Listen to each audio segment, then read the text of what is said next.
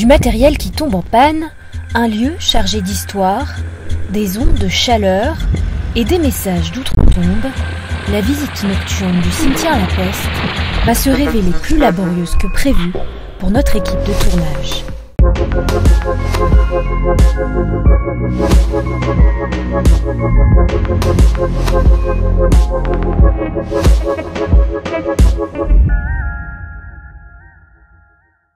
Sur le front de mer de Saint-Denis, un cimetière oublié. Discrètement niché sur le sentier littoral, le cimetière La Peste ne compte que quelques tombes anonymes. Pourtant, il a la réputation d'être hanté. C'est en fait ici qu'étaient enterrés les morts, victimes des épidémies de peste et de grippe espagnole qui ont décimé des milliers de personnes entre 1910 et 1920.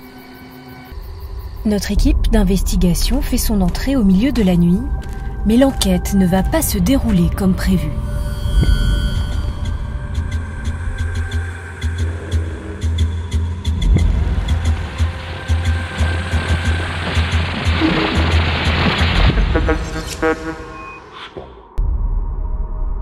Les tombes anonymes sont en fait purement symboliques. En réalité, c'est tout le site qui a servi à enterrer les 10 000 à 15 000 victimes de l'hécatombe provoquée par l'épidémie de grippe espagnole. Sur le site, la mémoire est lourde. À notre arrivée, l'atmosphère est chargée et un phénomène inattendu se produit d'emblée. Notre caméra thermique, qui fonctionnait parfaitement bien quelques minutes auparavant, tombe subitement en panne. Elle est censée révéler les changements de température sur le site et s'avère indispensable pour nos enquêtes. Nous décidons de continuer malgré tout. Pourtant, cette caméra aurait pu révéler un phénomène qui se produira quelques minutes plus tard et que nous avons filmé par hasard. Au bout de quelques minutes de tournage, les insectes se montrent de plus en plus agressifs. Vraiment, je trouve qu'il y a beaucoup d'asticots. Ils sont virulents, quoi. Ils sont partout et semblent avoir envahi le cimetière. À ce moment, cela fait pourtant plus d'1 heure que nous sommes sur le site sans aucune perturbation.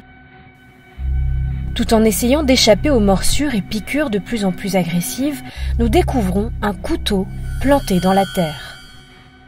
C'est certain, le cimetière reçoit de nombreux visiteurs nocturnes qui ne sont pas forcément bien intentionnés.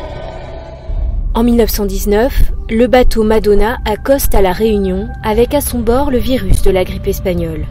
Très vite, c'est l'hécatombe, des charrettes entières de victimes de l'épidémie sont évacuées de la ville pour éloigner les sources de contamination. Ce cimetière, également baptisé le cimetière des Bannis, fait partie du domaine du Chaudron. Cette petite parcelle sous les Tamarins servait également à enterrer les esclaves avant l'abolition. Ils y étaient placés à l'écart des hommes libres. Selon la littérature, les couteaux ont un effet sur les esprits. Ils protégeraient des feux follets qui sont considérés comme les âmes des enfants, morts sans baptême. La terre même du cimetière est entourée d'une légende. La peste aurait été provoquée par l'importation de sable de cimetière en 1919. Les offrandes jonchent les lieux. Pièces de monnaie, piles plates, foulards rouges sont bien la preuve du passage des visiteurs. Alors que nous réalisons quelques images, un enregistreur audio posé à distance va nous livrer un message surprenant.